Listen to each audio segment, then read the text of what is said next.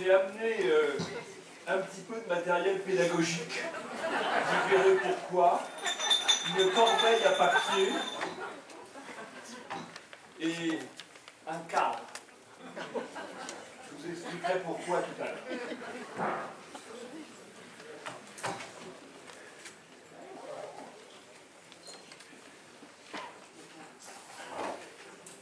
Alors, Damien nous a parlé des stocks et des flux. Mais il y a quand même une relation entre les stocks et les flux. D'abord, une bonne nouvelle. Chaque année, des immigrés repartent volontairement dans le pays d'origine, dans leur pays d'origine ou le pays d'origine de leurs ancêtres, pour différents motifs, études, emploi, soins, famille, tout simplement au souhait de se retrouver dans un univers plus proche de celui de leur civilisation. Ce qui signifie que l'arrêt de toute immigration nouvelle serait déjà le début de la remigration. Alors, cela paraît simple. Cela s'appelle ou s'est appelé l'immigration zéro. Une proposition qui était au cœur du programme du RPR dans les années 90 et qu'on a retrouvé sous une variante légèrement atténuée dans le programme présidentiel de Marine Le Pen en 2012, projetant de limiter les entrées à 10 000 par an. Alors cela paraît simple, mais en réalité, par rapport aux paradigmes actuels, c'est très difficile. Le débat politique tourne autour de la révision, ou mieux, de la dénonciation des accords de Schengen. C'est bien. Mais au-delà des effets de manche, c'est loin d'être suffisant. Il ne suffit pas de dire on arrête Schengen et le problème est réglé. Parce que les étrangers qui obtiennent des titres de séjour en France aujourd'hui, ils ne l'obtiennent pas de l'administration européenne, ils l'obtiennent de l'administration française. Ils les obtiennent dans les préfectures françaises. Quelques chiffres. Pour 2013, chiffres provisoires mais officiels. Je ne dis pas s'ils sont exacts ou pas, ce sont les chiffres officiels, je les prends comme tels. Demandeurs d'asile, 65 894. Titres de séjour délivrés en France métropolitaine, 203 996. Là est le nœud du problème, car la moitié des entrées au séjour régulier le sont pour des motifs familiaux. 93 173 pour des motifs familiaux, et bénéficient principalement à des enfants, auxquels il faut ajouter 4000 étrangers entrés mineurs ou prétendument mineurs. Donc des titres accordés à des enfants principalement et à des jeunes femmes étrangères, souvent épousées dans le pays d'origine et accédant ainsi au territoire français. Vous savez, les gens du Monde et de différents journaux ont rectifié une erreur de M. Zemmour, une prétendue erreur de M. Zemmour sur le nombre de mariages entre des Français et des étrangers. En fait, ils avaient tout simplement oublié que les 2/3 de ces mariages sont prononcés dans les pays d'origine et inscrits ensuite dans les consulats français. Et les 2/3 de ces mariages, pour l'essentiel, ce sont des mariages prononcés, non pas entre Européens dans des pays européens, puisqu'on ne se marie plus entre Européens, on ne se marie plus, enfin on peut vivre ensemble, on ne se marie plus guère, mais des mariages prononcés au Maghreb et en Afrique. C'est ce qui s'appelle l'immigration nuptiale. L'immigration nuptiale, c'est la bombe démographique à retardement. Qu'est-ce que c'est que l'immigration nuptiale? c'est un jeune homme, enfin plus ou moins jeune, binational, franco-maghrébin ou franco-africain, qui va chercher sur place une jeune fille parce qu'il pense qu'elle sera plus fraîche et plus docile. C'est ça l'immigration nuptiale. Et la jeune fille vient parce que la famille y trouve un avantage, puisqu'une fois que la jeune fille sera installée en France, les parents pourront venir se faire soigner en France. C'est ça le mécanisme central de la dynamique migratoire, et c'est évidemment la bombe démographique à retardement, puisque la jeune fille issue du Maghreb ou d'Afrique qui vient en France, vient avec le taux de fécondité du pays d'origine, et même un peu plus, selon les statistiques de l'INED, puisque en France, elle se sent finalement beaucoup plus riche qu'elle ne l'était dans son pays d'origine, et ça contribue à sa vitalité démographique. Alors, c'est précisément cela qu'il faut arrêter. C'est la première chose à faire. C'est cela qu'il faut arrêter. Et pour cela, il faut que le peuple, soit par sa représentation nationale, soit par référendum, décide des lois et réglementations. Alors vous imaginez peut-être que c'est le peuple qui décide des lois et des réglementations. Absolument pas. Ce n'est plus le cas. En 1977, un arrêt du Conseil d'État, l'arrêt Gisti, à l'occasion de l'arrêt Gisti du Conseil d'État sur le regroupement familial, les juges ont fait un putsch. Ce sont eux qui ont décidé de ce que devait être la politique d'immigration de la France. C'est le gouvernement des juges qui fait, ou plutôt empêche de faire les lois sur l'immigration. Les Français croient vivre en démocratie. En fait, ils vivent sous le gouvernement des juges, bénéficiant de la bénédiction des médias. Le conseiller immigration de Nicolas Sarkozy, Maxime Tandonnet, en a fait une démonstration implacable dans un livre récent, où il démontre, page après page, la gesticulation impuissante des politiques et l'omnipotence sournoise des juges. Une petite anecdote sur cette personne. Il a écrit plusieurs livres sur l'immigration, tout à fait bien, avant d'être en charge de la question. Tout à fait bien. Il a ensuite été pendant 5 ans conseiller immigration du président Nicolas Sarkozy. 5 ans. Et comme il n'a rien pu faire, au bout de 3 ans, il a ouvert un blog. Alors je n'ai rien contre les blogs. J'en anime, je participe à la bataille. Mais quand on est en charge d'une fonction essentielle, et que la seule manière qu'on trouve pour agir, ce n'est pas de changer les lois parce qu'on ne le peut pas, c'est d'écrire qu'on ne peut pas changer les lois, il y a véritablement un problème. Et aujourd'hui, il faut savoir que tout texte,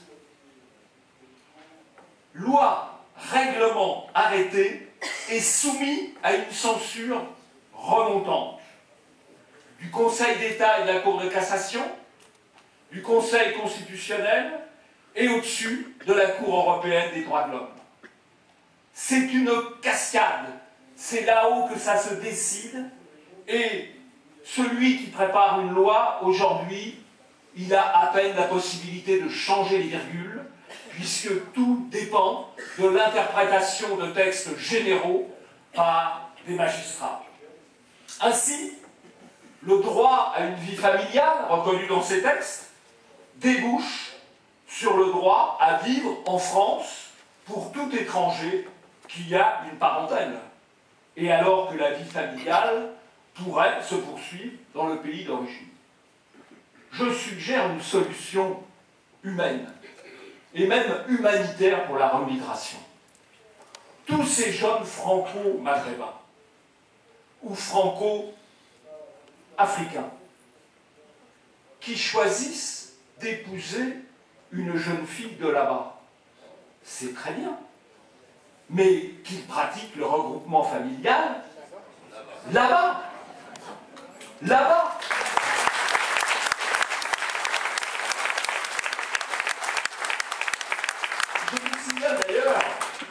ça mérite d'être médité, que beaucoup de pays ne pratiquent absolument pas comme nous. Un Anglais qui épouse une Australienne, il n'a pas pour autant le droit de vivre en Australie. En tout cas, pas de manière permanente. Et pourtant, les Anglais et les Australiens sont de cultures quasiment identiques. Eh bien, un Anglais qui épouse une Australienne, il ne peut pas s'installer et travailler en Australie. En tout cas, pas de manière permanente. 6 mois de temps en temps, pas davantage. Eh bien, je ne vois pas pourquoi, dans ces conditions, un binational franco-algérien qui bénéficie souvent d'un mariage arrangé, parce qu'évidemment, dans les médias, on va vous dire bah, l'amour, l'amour, l'amour. Non, c'est des mariages arrangés, avec la cousine restée au bled. Pourquoi aurait-il le droit de la faire venir en France? Il veut vivre avec elle. Qu'il vive là-bas. C'est aussi une forme de regroupement familial. Et c'est une immigration nuptiale qu'on ne saurait trop encourager dans ce cas-là. Dans un autre ordre d'idée, pour rester dans le domaine juridique, des paradigmes juridiques, le Conseil d'État a récemment rendu la lutte contre la fraude aux demandes d'asile quasiment impossible en refusant que soit présumée la mauvaise foi d'individus rendant leur identification impraticable en dissolvant à l'acide leurs empreintes digitales. Nos gouvernants, quand ils cherchent des solutions, cherchent toujours des trucs technocratiques. Donc ils s'étaient dit, on va donner des visas biométriques, on prendra les empreintes biométriques des candidats, comme ça on pourra les retrouver quand ils auront prétendu perdre leur papier ou inventer une histoire à dormir debout. En tout cas, en cherchant à cacher le pays d'où ils viennent, puisque s'ils cachent le pays d'où ils viennent, il est difficile de les faire repartir. Et donc, il y a des petits malins qui se dissolvent les empreintes digitales à l'acide. La mauvaise foi est évidemment établie, mais le droit à la mauvaise foi vient d'être garanti par un arrêt récent du Conseil d'État. Si vous voulez plus de détails, l'étude en est faite sur le site polenia.com. Pour être complet, il faut savoir qu'aujourd'hui, les demandes d'asile ouvertes ne le sont pas seulement pour des motifs prétendument politiques, mais aussi pour des motifs subsidiaires. Par exemple, des femmes qui prétendent qu'elles risquent pour les enfants une mutilation sexuelle si elles restent dans leur pays. Ceci étant, les mutilations sexuelles, on ne les pratique pas seulement au Mali, il y en a à Montreuil. Hein. Bon. Donc ce n'est pas le fait de les faire venir en France et de leur donner le statut de réfugié ou titre subsidiaire ne garantit en rien qu'elles seront réellement protégées. Il y a aussi une autre méthode pour obtenir le droit d'asile au titre de la protection subsidiaire, c'est d'affirmer qu'on appartient à une minorité sexuelle, ce qui est quand même difficile à établir, et qu'on est susceptible d'être persécuté dans le pays en question. La Cour nationale du droit d'asile vient de consacrer, pas plus tard que jeudi dernier, un colloque à cette question. Donc vous voyez que le droit d'asile s'étend à l'infini, au-delà des seuls motifs politiques. Alors je sais que quand on dit qu'il faut arrêter les abus du droit d'asile, on nous chante généralement le refrain de la France, terre des droits de l'homme. La France, terre des droits de l'homme, qui a refusé l'asile politique à Edward Snowden, qui a dénoncé le flicage mondial de la NSA, lui, il s'est vu refuser le droit d'asile. On a même détourné l'avion d'un chef d'État étranger au motif qu'il aurait pu se poser en France avec Edward Snowden, et on veut nous imposer des faux demandeurs d'asile venus du monde entier, alors qu'un homme qui s'est révolté contre un système totalitaire américain et d'Israël, lui, il refuse le droit d'asile.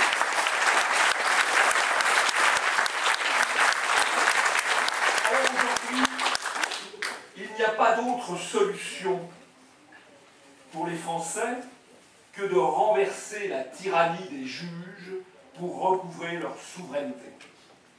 Comment? En changeant le préambule de la Constitution pour réaffirmer la suprématie du droit national sur le droit international. En posant à côté des droits individuels, c'est le changement de paradigme, le droit du peuple français à la sauvegarde de son identité, à la défense de son patrimoine paysager et culturel, à la préférence nationale et à la libre affectation de ses ressources collectives. En supprimant le pouvoir de censure idéologique du Conseil constitutionnel, en dénonçant les conventions internationales dont l'interprétation rend impossible toute politique migratoire, comme c'est le cas pour la Convention européenne des droits de l'homme. J'entends déjà les cris d'orfraie. Dénoncer la Convention européenne des droits de l'homme. Retirer au Conseil constitutionnel son pouvoir de censure idéologique. Quel danger ce serait pour les libertés? Précisément, non. La France a connu, sauf période de guerre, une grande liberté d'opinion et d'expression de 1881 à 1972, loi Pleven. Loi Pleven, tombeau de la liberté d'expression, sarcophage de l'identité française. Depuis, les lois liberticides se multiplient. Au nom de la lutte contre le racisme, loi Pleven, la mémoire, loi Guesso, loi Taubira 1, la lutte contre l'homophobie, loi Perben, sans parler des lois visant à prévenir le terrorisme, dont d'ailleurs, curieusement, le Conseil constitutionnel n'est pas saisi. Et la lutte contre le terrorisme, c'est aussi un moyen de restreindre les libertés. La Cour européenne des droits de l'homme ne s'est pas opposée à toutes ces lois liberticides. Elle les a validées. Elle n'a servi en rien à protéger nos libertés. Le Conseil constitutionnel, pas davantage. Nos libertés ont régressé depuis 40 ans. Depuis, oui, 40 ans. Nos libertés ont régressé. Ni le Conseil constitutionnel, ni la Convention européenne des droits de l'homme ne les ont protégées. Ces libertés d'opinion et d'expression, il faut les défendre, et même les rétablir, comme le demande en ce moment même, à l'occasion de son université annuelle, le Club de l'Horloge. Et parler de la remigration ici, parler de la liberté d'expression là-bas, c'est même combat. Marcher ensemble, c'est le même combat. Alors, que faut-il? Eh bien, c'est simple.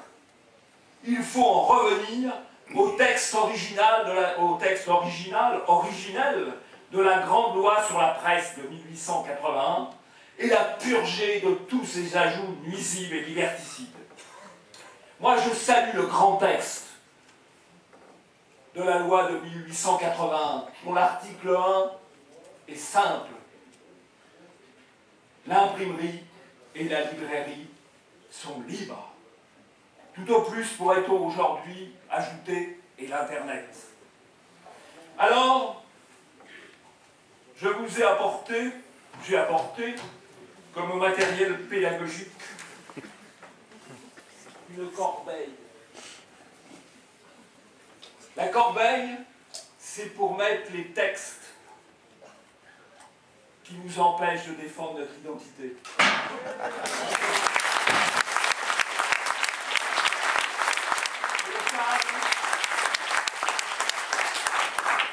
C'est pour rappeler l'article 1 de la grande loi du 29 juillet 1881 sur la liberté de la presse. L'imprimerie et la librairie sont libres.